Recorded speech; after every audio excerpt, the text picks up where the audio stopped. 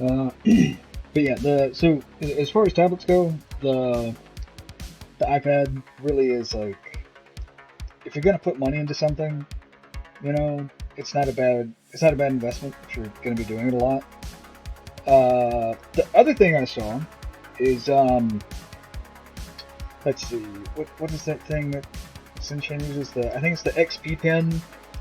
It's either XP. I think it's XP. They have like a tablet computer, which is like the equivalent of the Mobile Studio Pro that Wacom has.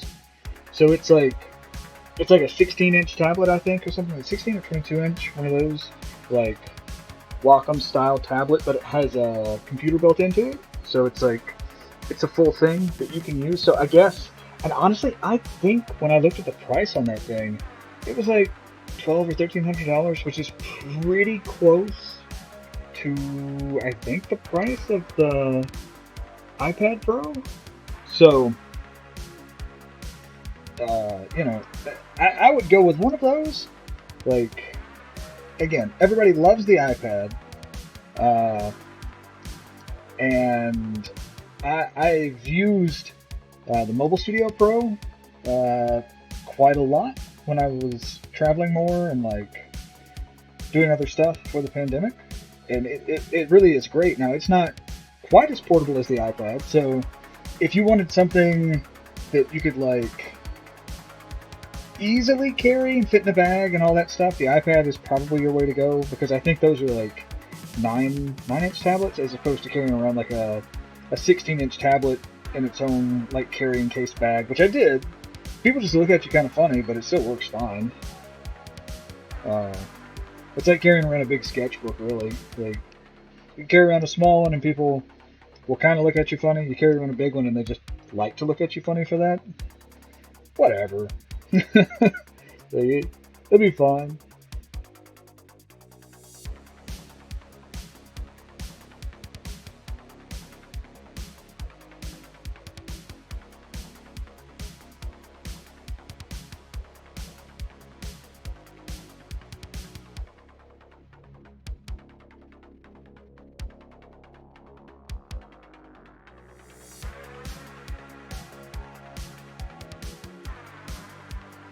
Yeah, I would be careful about which iPad.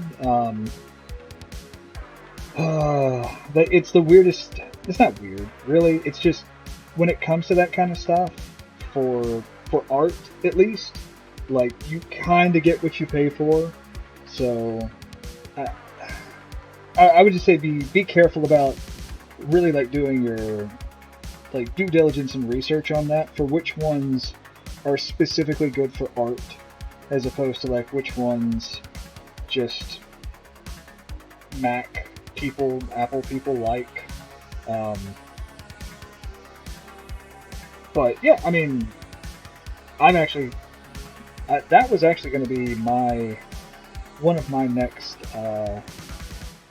like purchases that I would probably be looking at for doing artwork would be an iPad, because I've got a relatively mobile setup with my laptop and my tablet, so that I can just kind of go sit wherever I want to sit and work.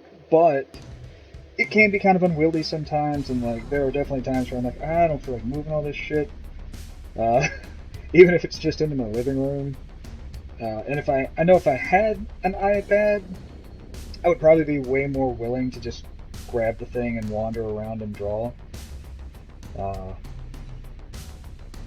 but maybe that's just my special kind of laziness kicking in.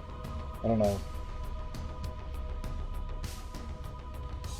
That's actually the workflow that I've seen a lot of people use. Is like they'll have the iPad so that they can like go sit in their living room or something and just sit on the couch without.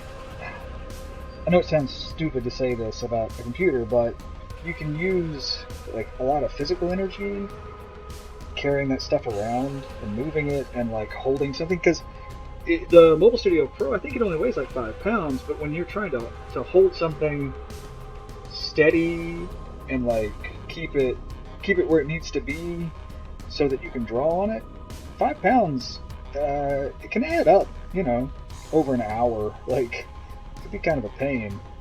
Um, I mean, anybody who's ever held a sketchbook for very long knows that just holding on to the sketchbook can wear you out, and those things are super light compared to one of the computer tablet things. So I guess it's kind of all about what you want to be able to do and how easily you want to be able to do it. It also would depend on what programs you want to run, because like I said, you can't run the full Adobe suite, I don't think, on an iPad, but you could do that. You can run the entire Adobe suite if that's what you're using um, on the computer tablet, on like the on one of those. But if the software that you're using you can get on either one, then it really just comes down to what's going to be more convenient for you.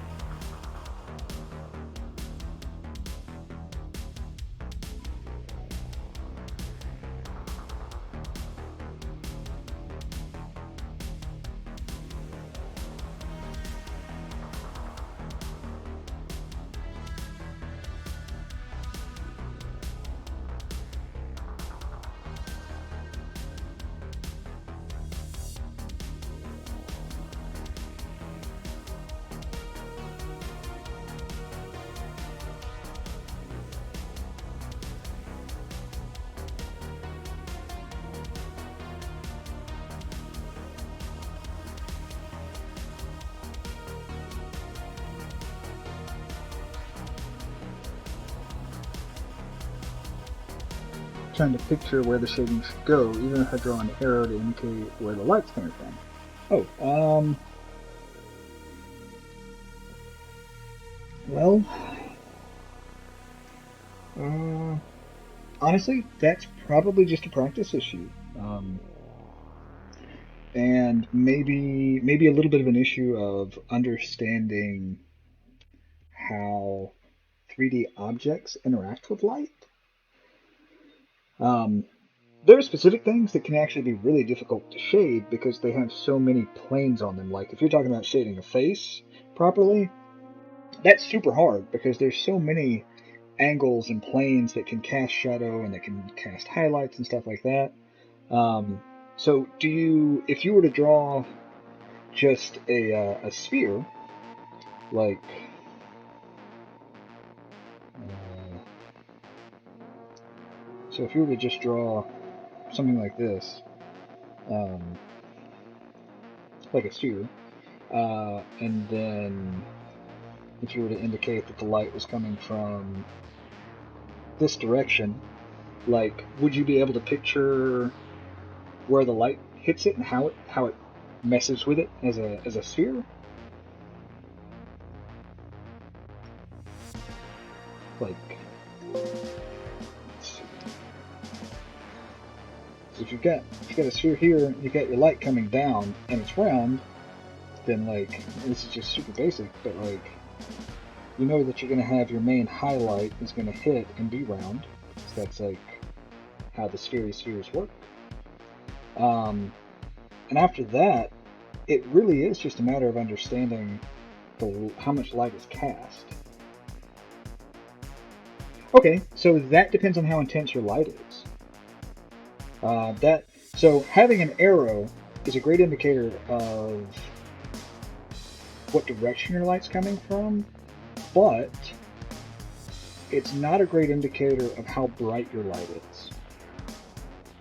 So if your light source was right here, then it's going to cover like this much of it, as opposed to if your light source was, let's say your light source is coming from this direction, from like this direction, but it's actually further away. So what you would end up with is less highlight, as opposed to if your light source is right on it, you'd be getting this kind of highlight. So it's not so much about how do I say it? It really is just thinking about how much light is covering a surface.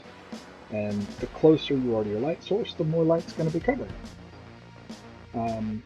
There are actually some 3D programs that you could use to help learn this, like Blender, where you can just drop a shape in, put a light on it, and then see what it does, move the light around. I've actually done that a couple of times. So you can go into Blender. Let's see. Check this out. Let's see if my brain can do this real quick. So Blender is a free program with tons of tutorials everywhere. So you just go into Blender, we'll get rid of this. Yay! We'll make a new thing. So you can make all kinds of stuff in Blender, but it comes with this thing called the monkey. I think this is Sharon. This is Sharon. So once you're in here, you can come over to your mode, and you can change it over to a lighting mode. And this thing, it's been a while since I've opened Blender. So your light source is right here, and what you can do is you can see what happens when you, let's see. So you can actually see what happens when you move your light source around, and you can see what happens when your light source is further away. You can see that you're not getting as hard of a shadow, and then you can kind of move your light around to see what it does. So you can actually use this to see how it looks to light something from the bottom, and you can see what it's like to do it from the top.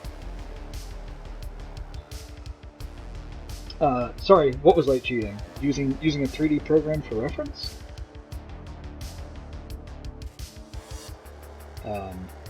And then, what's cool is because it's 3D, if you ever wanted to know what it was like to be able to have something backlit, you can just move this thing around in literally any direction in space that you want and see how it lights things. Okay, let me just go ahead and tell you right now, short of tracing over something, copying and pasting something that's not yours, there is no such thing as cheating in art, especially in commercial art. Now, you will have art snobs who are like, if you don't use this specific type of paint that comes from Valencia that's made with quail egg yolks, then it's not real art. To hell with that shit. Like, if you want to be a person who makes art with a purpose, like if you want to tell stories, if you want to do commercial graphic design, you want to do any of that stuff, there is no such thing as cheating in a bad way. Like, this is literally just reference. This is the kind of stuff that the old masters would have killed for, because it would have shaved like 20 years off of their learning curve. Instead, you're talking about people who have to go out and literally just sit outside and stare at things as the sun passed overhead and move stuff around in real time and hope that their vision was good enough to see it, to be able to do some of the stuff that, like, we can just open up and be like, let me move the light over here. Oh, look, I can tell that now, like, my light is going to be underneath my brow here. And, like, I'm actually going to get more light on this left eye than I thought I might from that. Granted, it's Susan. That's what this is, Susan. Granted, Susan doesn't have much of a nose, but if I really want to, I can come in here and you can come in and just like move and reshape this thing however you want, if that's a thing that you want to do, so that you can see kind of how stuff would look. But yeah, no. Anyone who's like, oh god, that's cheating in art, it's like, get the hell out of here. you're here to achieve a specific thing. So like, there are actually plenty of professional comic book artists who work for large companies who will go into a program like this or like Google SketchUp. I think Google SketchUp is one that a lot of them like, because you can just download free stuff like free cities and whatnot. And I know for a fact there are people who work on like Spider-Man who are like, oh, we got to draw Spider-Man web slinging around New York. Well, they'll take a 3D cityscape, they'll take a screenshot of it, they'll import that in, and then they'll use that as their basis for their background without having to spend hours and hours trying to like get reference and get their angles 100% right, because they're not there to tell the story of this one building in New York. They're there to tell Spider-Man stories. So like, yeah, that's use whatever tools you have. In fact, there's an app that you can download on your phone called Handy, and it is a 3D app that lets you do basically this, but on your phone with like hands, and you can choose different head shapes and stuff like that. I love it, especially for hands, because you can take different hand positions and move the hand around to just see where it's at.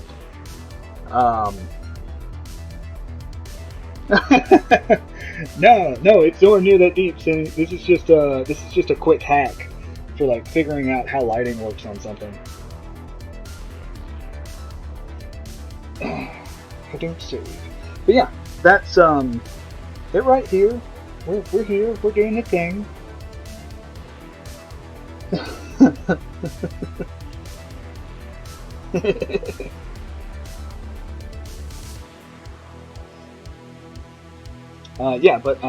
Yeah, look up that Handy app. Like, it's so cool.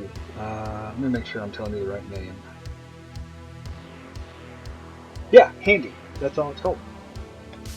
Yay! I look forward to it. We will do the streaming together. Yeah.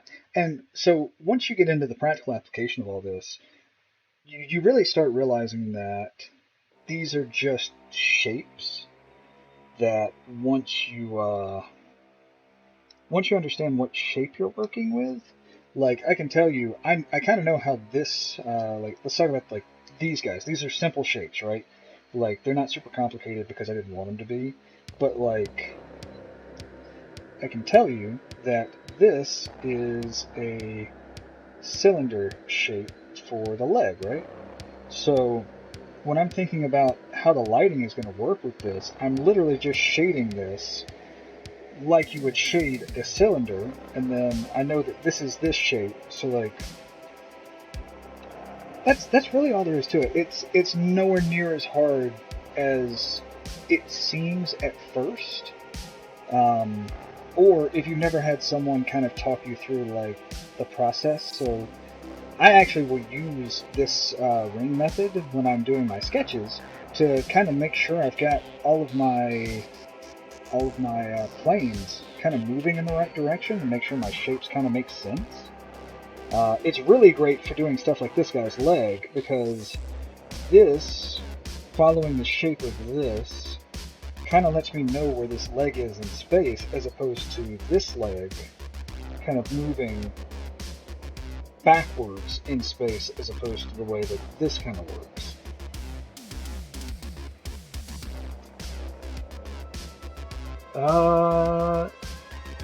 It's royalty-free cyberpunk dark synth music. I just found something that looked cool and hit play.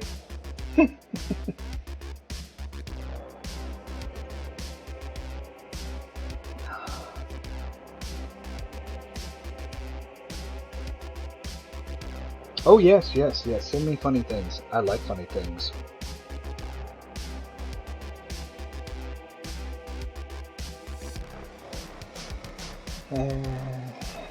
Okay.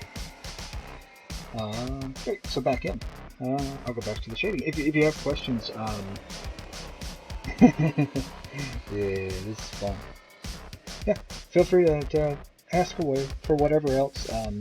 Or if like I didn't quite explain that, like in a satisfactory, if I didn't quite explain that in a satisfactory way, let me know, and I will try to elaborate.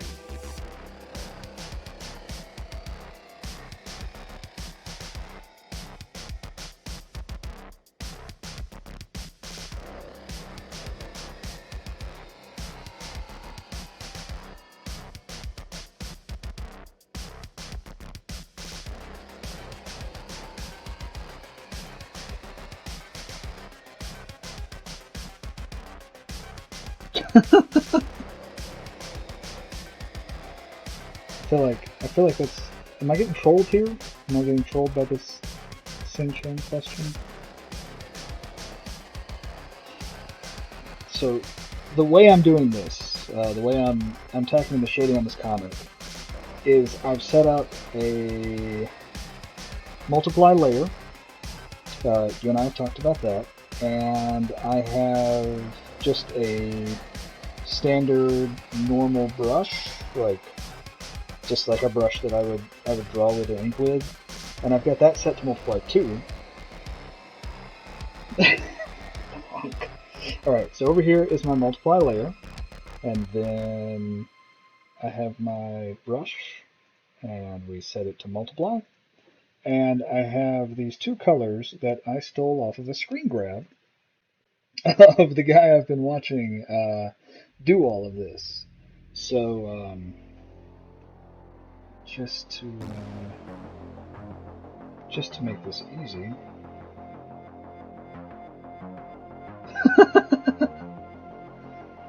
Dogs are so fun. Yeah, so I have like a pink color. He should be proud of himself. He found the ball. So I have a pink color that I used like in here on this face area. I dropped my kind of pink color where you would find, I guess, more of a red tone in the skin tones. And then I used the darker color to come in, and we add like a more heavy shading in here.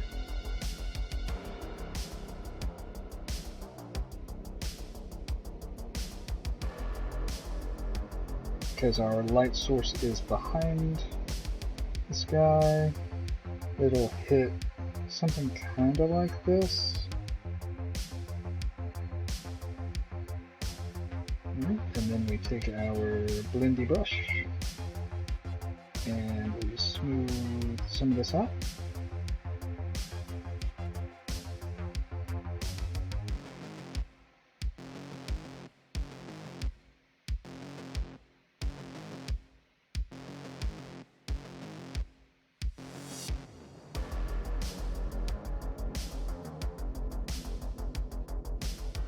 And yeah, that's kind of how it would work.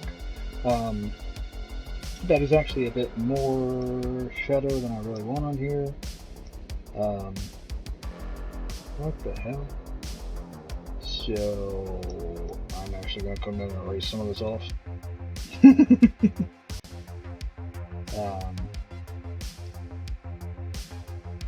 Because I don't really think this fits the lighting that I've got going on at the exact moment, but actually we're just going to backtrack that.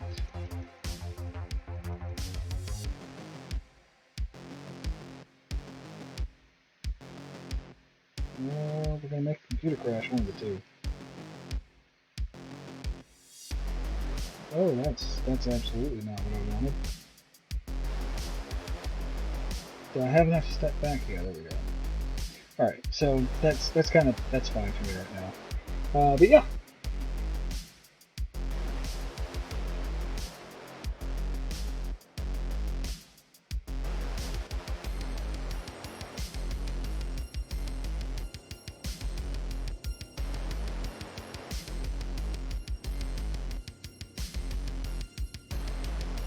Doggo playdates are important.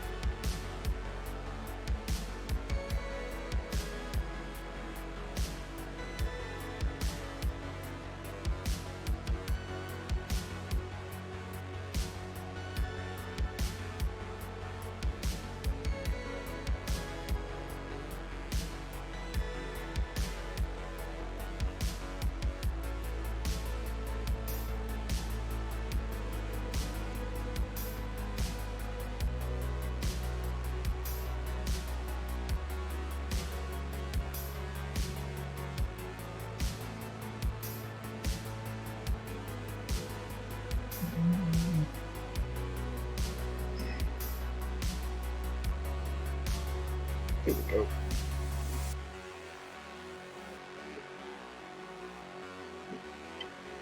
Oh, thanks.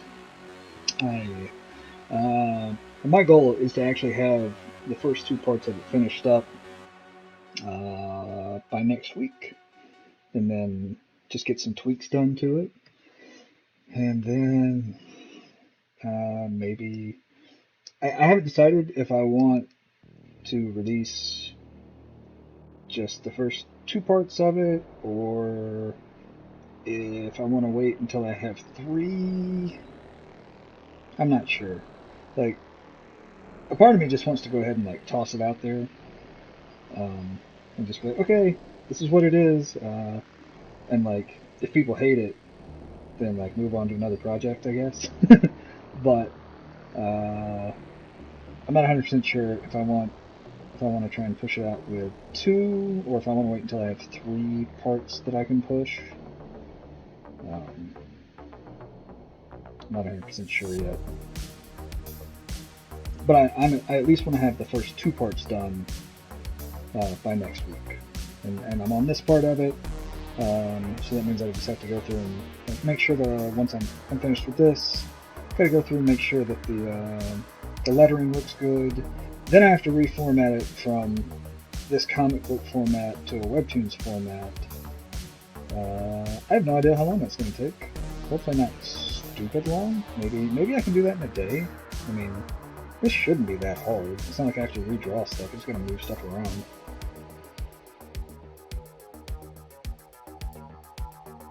But I appreciate both of you being interested in it.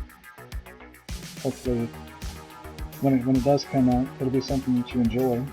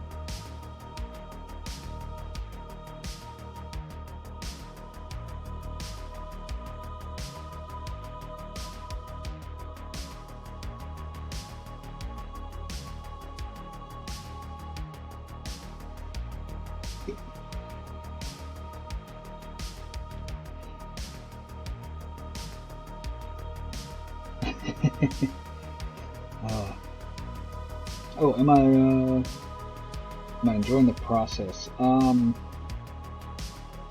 think I am. Like, I'll be honest, this is coming through here and doing this shading like this. I mean, it's only the first page of it. Like by page 8 or 9, like I might feel some other kind of way about it. But right now, like, this is like a kind of a nice chill way to spend a day. Just kind of making. I feel like all I'm doing now is just making, making it look pretty. I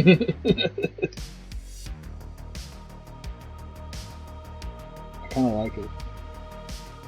Like, because there's kind of that stress when you're trying to do it all at one time, of like having to think about a lot of different things at once. But doing it like this, it's like on the first pass I focus on the form and the storytelling, and then now I'm just like, okay, like what do I have to do to kind of get across my materials and make them feel like they're more in the space. Drop some shadowing stuff here and there. But yeah, it honestly feels kind of chill. Like I hope it comes across as chill watching it, because it feels chill.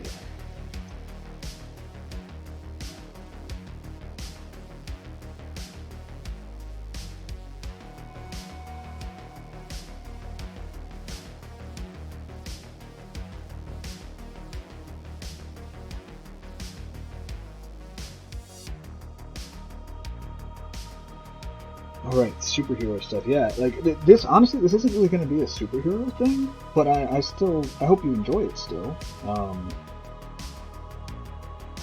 This is going to be, yeah, not so much of a superhero thing, honestly, but I think it'll still be enjoyable. I really kind of approached this, like, mentally from almost more of a, well, straight up, more of a manga concept than like an American superhero comic idea. Everybody's kind of going to have their abilities, I guess, but it's not so much like, oh, we're heroes and we're here to help. God, this thing is an amalgamation of a lot of my, I guess, a lot of my favorite things about stories, and a lot of the stories that I've really enjoyed. That I was like, hey, what if we did something a little different? Uh, yeah. So like the whole concept behind this was like I was talking to a friend of mine about like different isekai anime and how they kind of always seem to revolve around like younger characters and stuff, and I get why, but I was like, especially I think it was after watching Shield Hero, I was like, it'd be kind of cool to see an isekai based around a character that wasn't um, like all unsure of themselves and young, and a character that didn't actually want to stay. Like, I was like, what if we had a character that they didn't have a horrible life where they came from, and like they had stuff to go back to? Like, what would that story be like? And that's kind of where I got this from.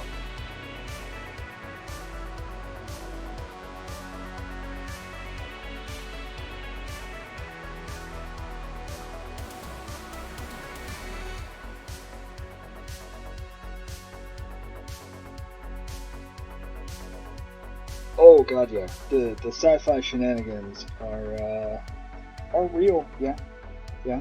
So yeah, this is kind of a like an isekai fantasy thing. But I I also wanted to incorporate some of my other favorite things. So I guess like the basic premise of this is this dude gets sucked into another world that's a bunch of other worlds. So one of my favorite like sci-fi things of all time was Stargate. Like I loved watching the SG-1 series. So this kind of has kind of almost like that flavor to it of like, yeah, like this is kind of the person we see the world like through their eyes, but this world is way bigger than just this guy, and he's gonna figure that out. Um, and like he's gonna be trying to get home and everything, but there's also, there's a whole world of stuff going on, and people have their own agendas and everything, and like it's not necessarily just like a good versus evil type thing. I mean, life's never really that simple, and I guess that's kind of what I'm going for here. Is like it's more just about like what kind of choices do you make to try and get home? Like what are you willing to do to get back to your family? Are you willing to be morally gray for that? Are there things that you just won't put up with, regardless of where you are? Like where do you draw the line for a lot of this stuff? And the concept of doing that for a younger character, they're like, oh, I'm torn because I don't really know. But if you take an older character who's a bit just generally more experienced in life, and you give them the same choices to make, I know personally that I would make very different choices now than I would have made 10 or 15 years ago. So I wanna push that in this a bit.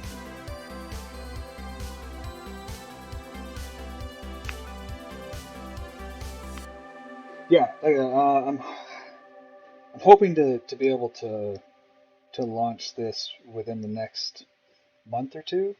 It just depends on what my other work is, like how my day job and everything goes. Like I'm actually on vacation right now, uh, partly so I can push through the first two chapters or the first two releases on this, but it'll be out on Webtoons and on my Patreon. So the way I'm going to do it is I've got like I'm making it in like traditional American comic book format. and I'm going to convert this to Webtoons format. So I'll be releasing it on my Patreon, like 8 to 10 pages of American comic, and then on Webtoons it'll be in Webtoons format. Uh, and yeah, that's kind of how I'm going to do it. So I'm hoping once I get, maybe like a year's worth of this out there, then I can take and collect it into like print format, maybe print it like a trade or something. But I just want people, like, I want to make a story, I want people to read it, so it'll be on Webtoons, and that way it's free and it's hosted somewhere, and hopefully people could just enjoy it and have fun. That's kind of my goal. Like, I just want to do something cool and have fun with it. So I hope other people can enjoy it like that as well.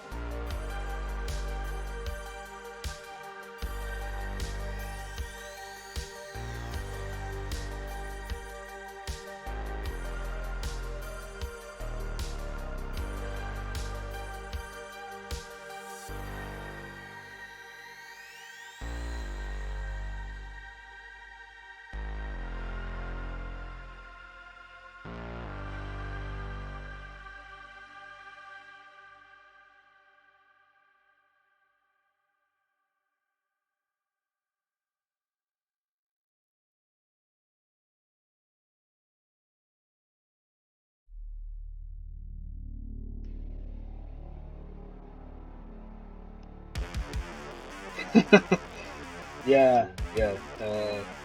Sim-Chan. That is definitely, I guess, the way I live my life now. I mean, let me take a break from this work to work on this other work. uh, yeah, it's just life at this point, I guess.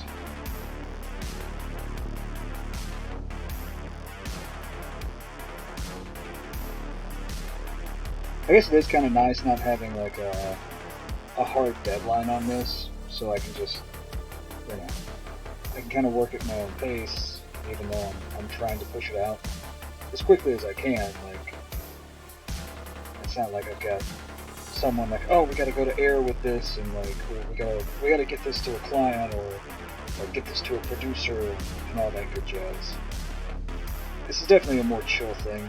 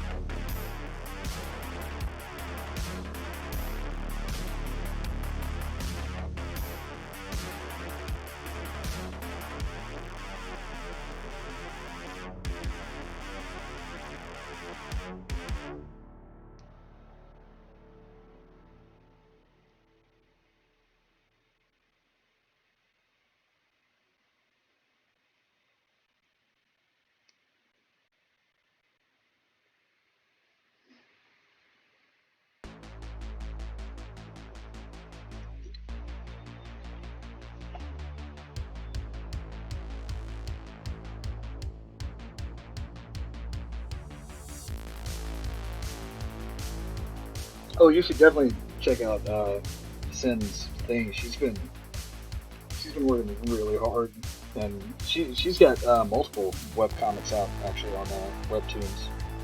Like, she busts ass, gets stuff done. Trying to get on that level.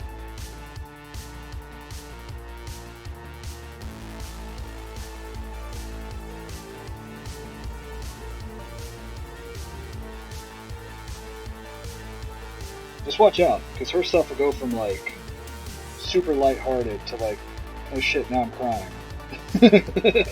Like, she's good at that, so watch out. She tricks you.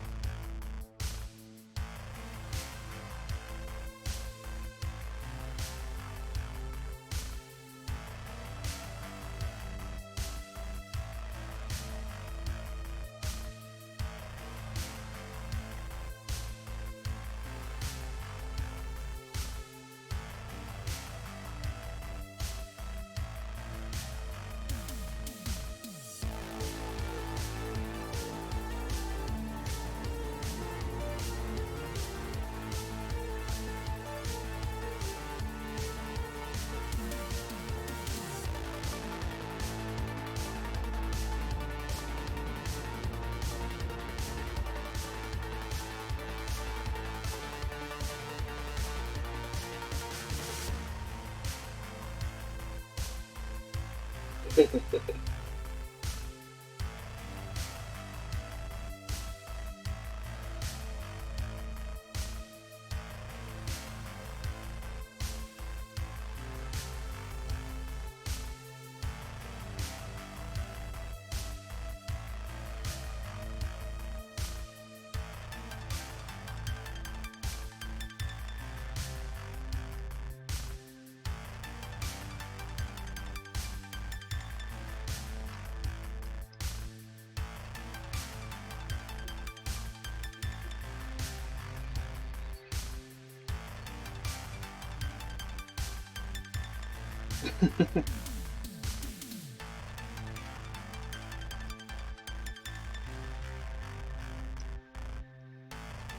So let's see if I can not ruin this too much here.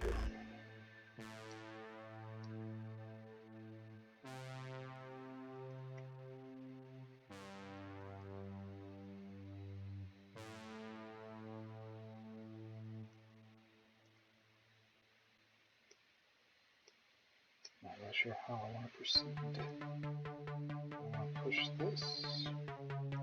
I want it to be softer. I think I want it to be softer.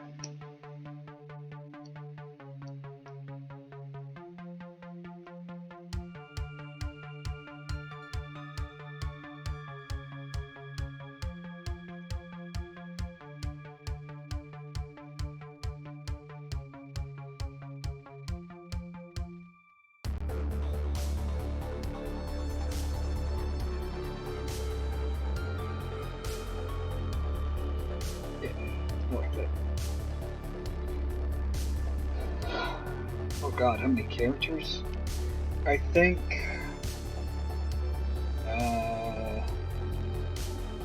Wow. Let's see. Once I get to the character intro page, I'll be able to tell you. Right now, let's see. Let me pull this up real quick. So I've got like 1, 2, 3, 4, 5, 6, 7, 8, 9, 10. I think I have 10 different worlds that connect here. So like 10 different groups of characters that kind of interact.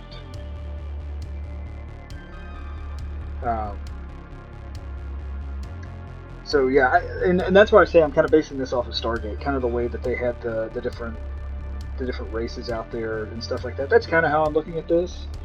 Each world kind of has their own. I don't want to call it powers because they don't all have powers. But each world has a unique system for doing things. And that's not all the worlds that exist. That's just the ones that are here doing things. I do kind of have plans for other worlds to exist, but I'm not 100% sure that they're going to be part of the first story that I'm telling. I have some like legit reasoning behind that, like lore wise, but we'll have to see if there is a place for that to come in at some point. Then I'll definitely put it in, but I don't think we have a reason for it yet.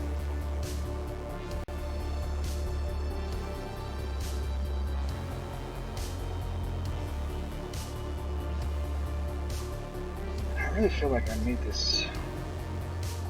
some of these characters darker than I really wanted to.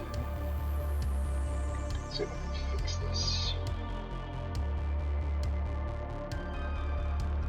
Ugh. I'm so not used to doing things this way that,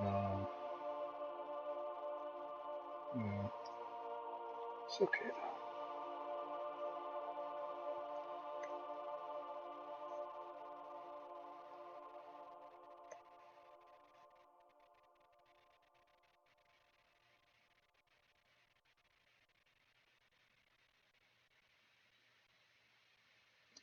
That's kind of more what I wanted, but not really. I'll fix this. I can try doing it this way. I'll try it this way. artwork.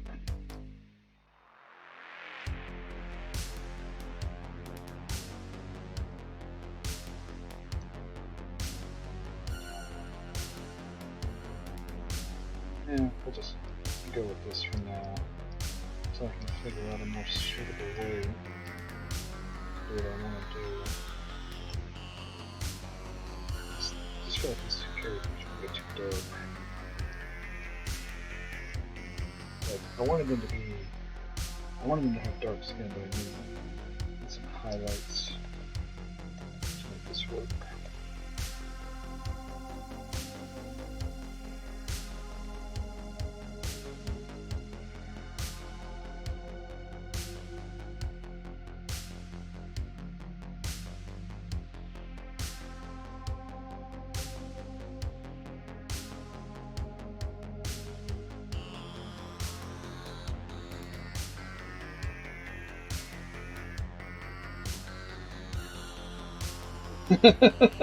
Well, I like that.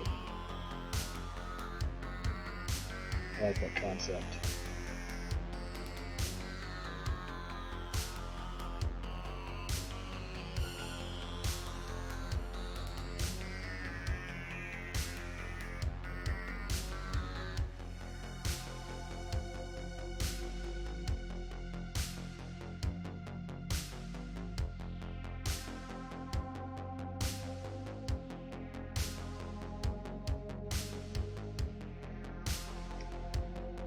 That helps them a bit.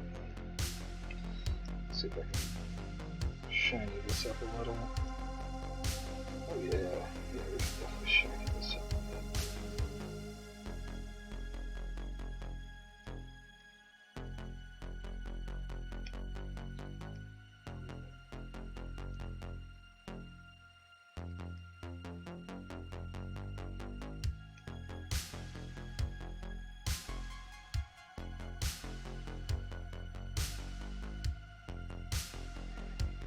Yeah, so I wanted dark skinned characters, but I think I went too dark to be able to use this like quick shadowing method.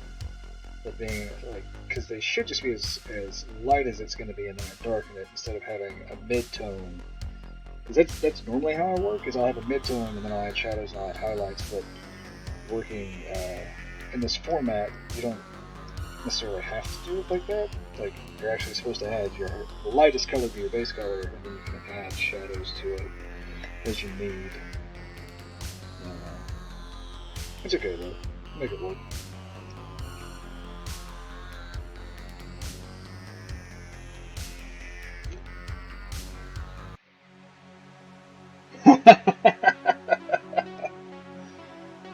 Oh, I love the commentary. Yeah.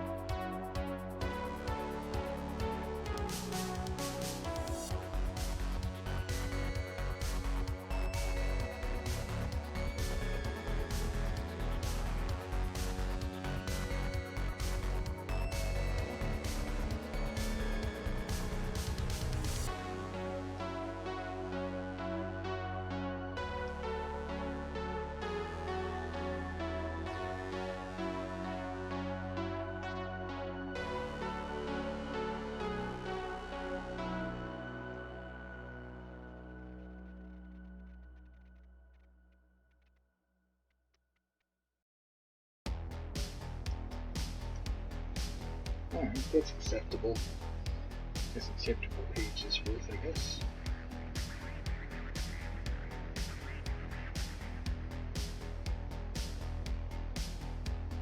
Move on.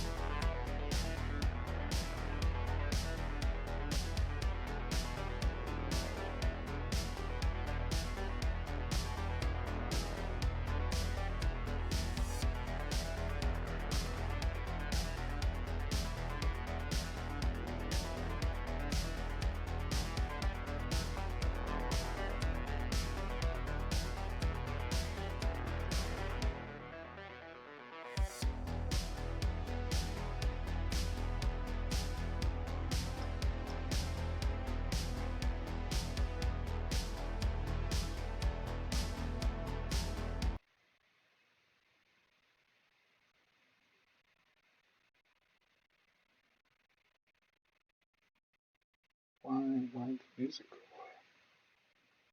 Computer, why'd my music go away? Well, that's why.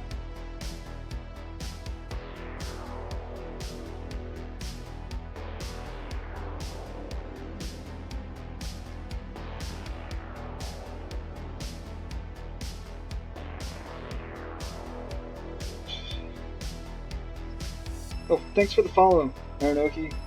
Appreciate that. Hopefully I'll be able to entertain you more in the future. It'd be more fun if I could entertain people in the past, though. That'd be hilarious.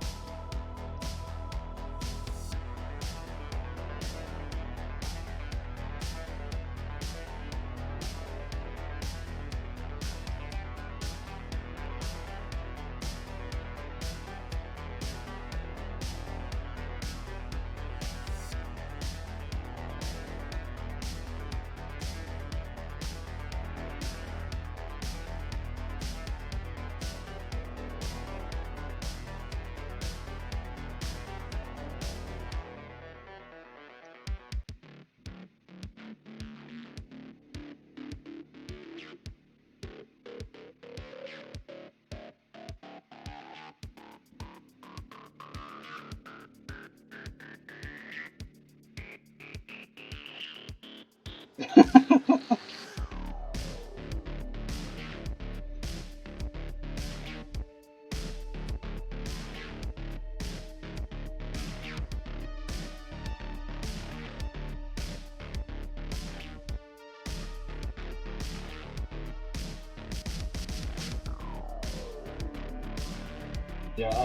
I don't I don't know how people do stuff like this when they listen to music while they work.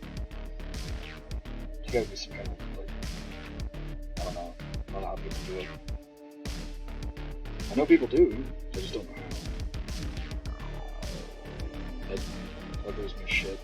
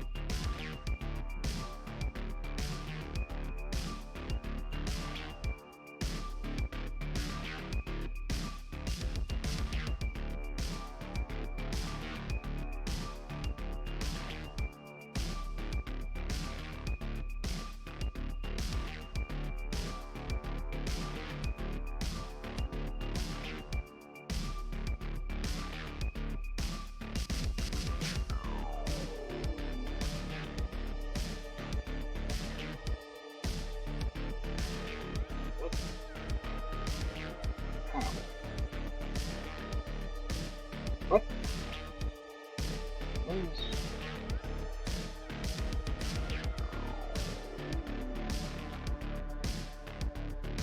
Oh right, this page is weird. I forgot what I did. Forgot a lot of things.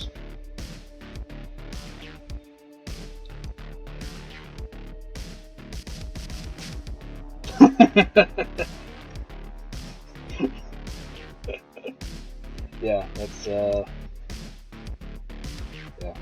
I too was negatively affected by the music stopping. I was very confused for a moment. Felt like the universe did me dirty.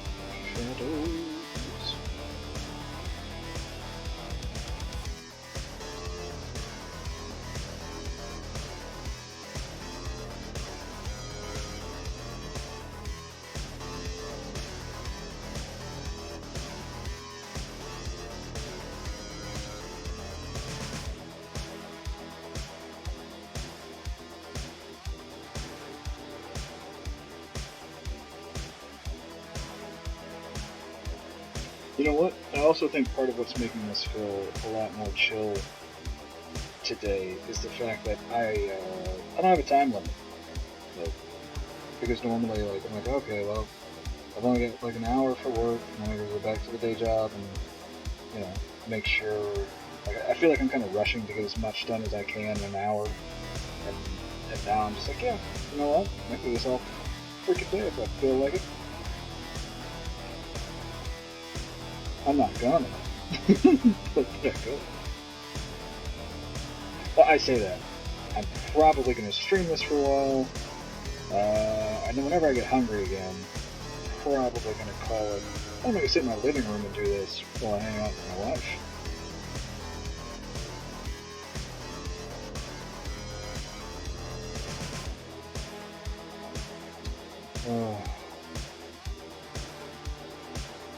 Yeah, knowing that you have to go to work, like knowing that you have to go do the other thing, even if it's a thing that you don't like really, that you enjoy doing, like I enjoy my job, but there's a certain amount of, I don't know, anytime you're on a time restraint, like there's a certain amount of pressure, even if it's not like, like a bomb's gonna blow up or anything like that. Like, just knowing that you have a limited time to do something is just an added layer of pressure.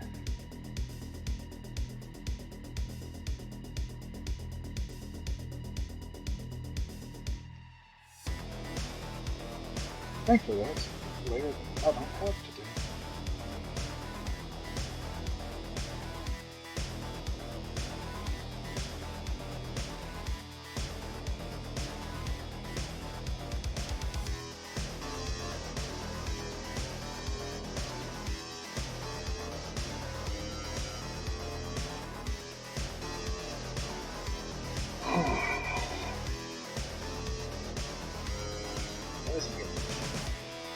This will be interesting.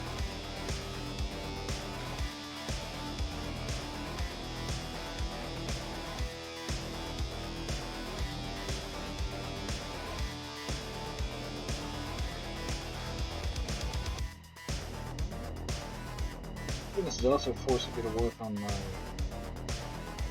brush control, like my how much pressure control. That's what it is. Yeah, pressure control, brush control, and all that good stuff. A part of me really feels like I may have like done something odd to my tablet. Maybe I don't know. I replaced the nibs in my 10 quite often because I'm kind of heavy-handed, but it still feels like they. I don't know. The pressure feels kind of weird for me on this sometimes. It's like I look at the nib and it's all kind of like worn down and everything, and I wish I had like a finer tip on it that I could use because I really enjoy the pressure control I can get out of a just like a sharpened pencil. I sometimes feel like I can't really get that out of this nib.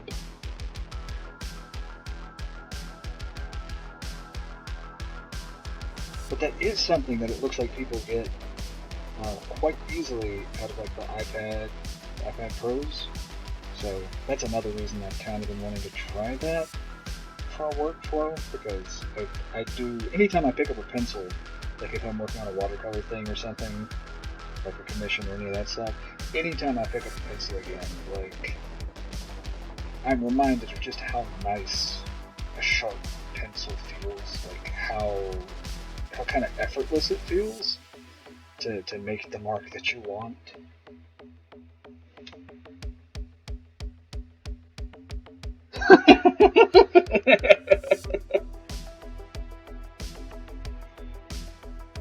Honestly, at this point, this dude is still not sure if he's like awake or asleep or any of that. Like, but again, I feel like this is one of those things. Like, if you're younger and something really weird happens, you tend to freak out a bit more than if you're a bit older, because you're like, you know what? Like, I've been through shit already. Like, yeah, this is weird, but like, I don't know. It could be worse. Like, nobody's called the cops. I'm not. I'm not bleeding at this point. I'll just chill and see how this works out.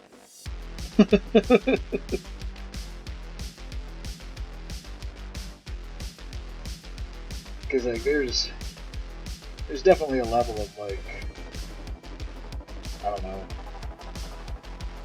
inability to panic once you've panicked enough in your life. Like your panic meter changes,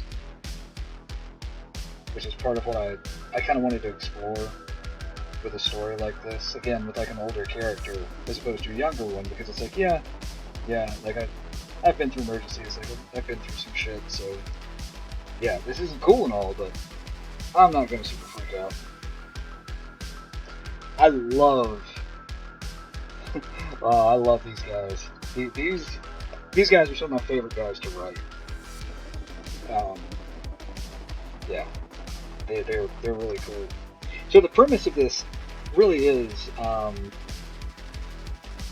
again, I kind of took this from a Star Trek, or not a Star Trek, but a Stargate kind of concept where all of these worlds are human-based. So, like, they're not so much alien worlds as much as they're like alternate worlds. So even though you've got characters that look extremely weird and some of them very much appear to be non-human, they kind of all are. And there are specific reasons that they are like they are, that I hope are enjoyed once they're fleshed out. Like, I hope it makes sense and it doesn't feel weird when we start getting into that part of everything of like, why is everything the way it is. Once we get past some of the initial like, why am I here, what's going on type stuff, and really get into more of the who are the players and like what's driving the stuff that's going on here and all that. So I think it'll be fun. I had fun writing it, and I'm having fun drawing it, so I hope everybody has fun reading it.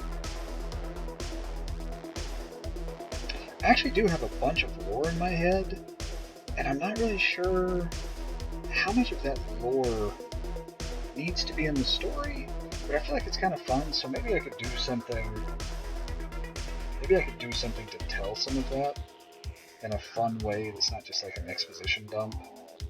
I don't know. Maybe if once I get into it, there's an interest in more of the lore of the world. Maybe I'll build something out to where it makes sense to know more of that at a given time. Because we could do exposition, but I don't know. I feel like that's kind of boring.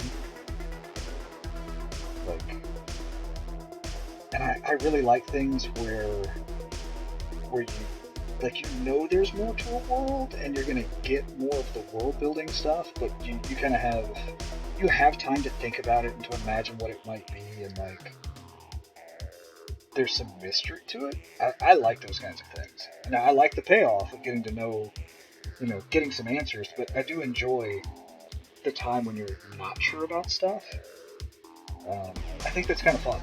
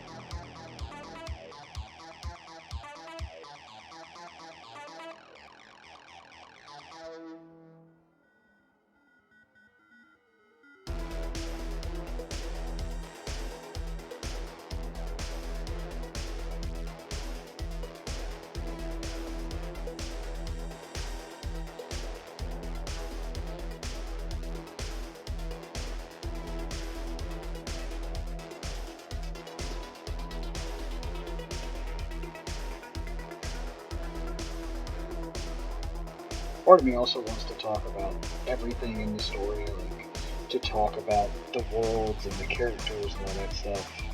So like, I'm having to be really restrained so that I can show the story and not just be like, oh yeah, I had this really cool idea, and then like just talk about the idea as opposed to telling the story.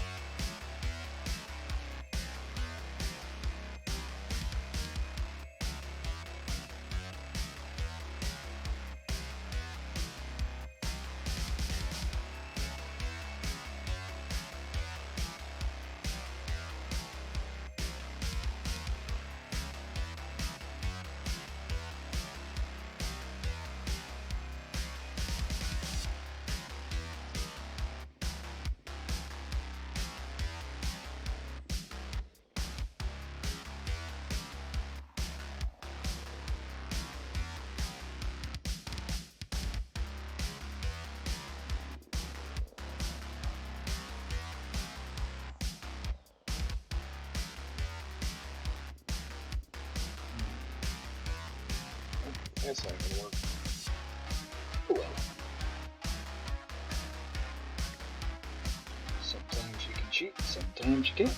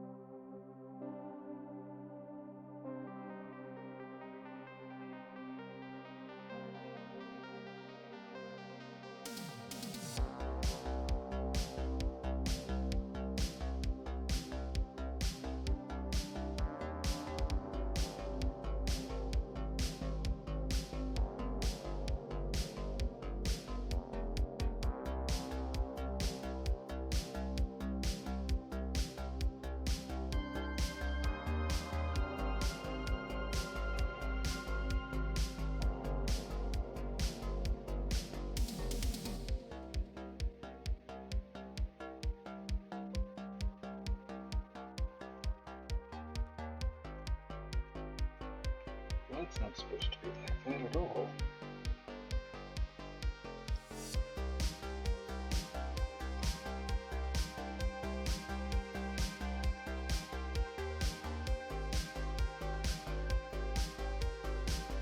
That's better.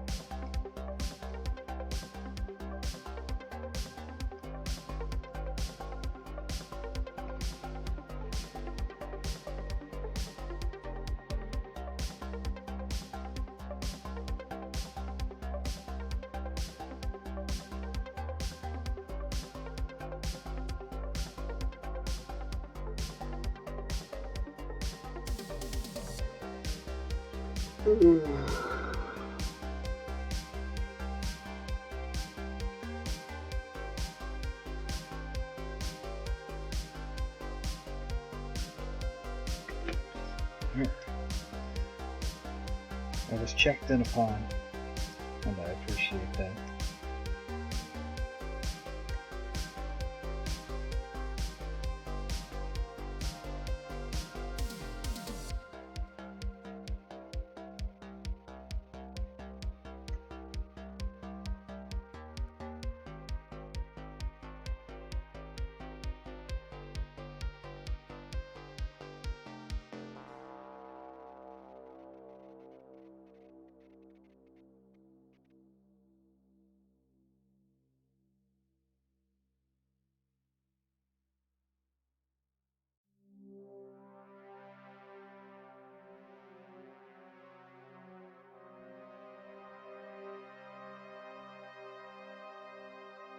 Maybe that's too much. Yeah, I think that's too much.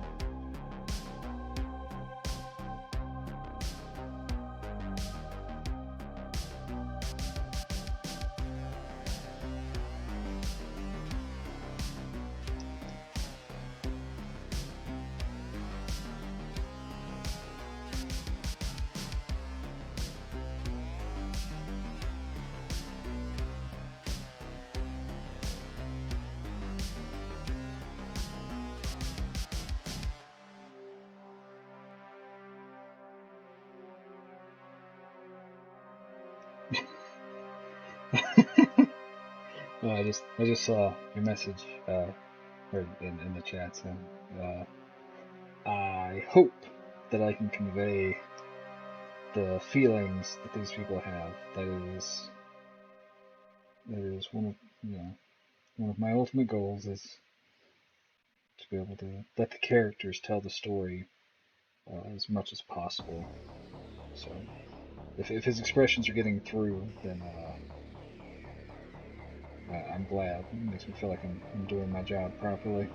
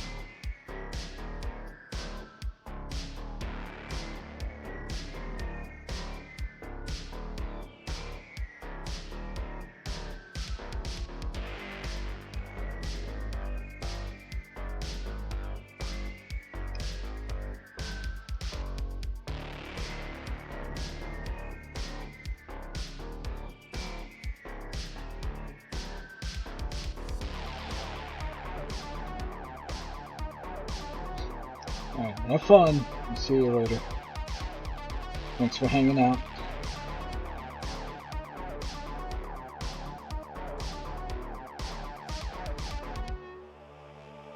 Oh, I appreciate that.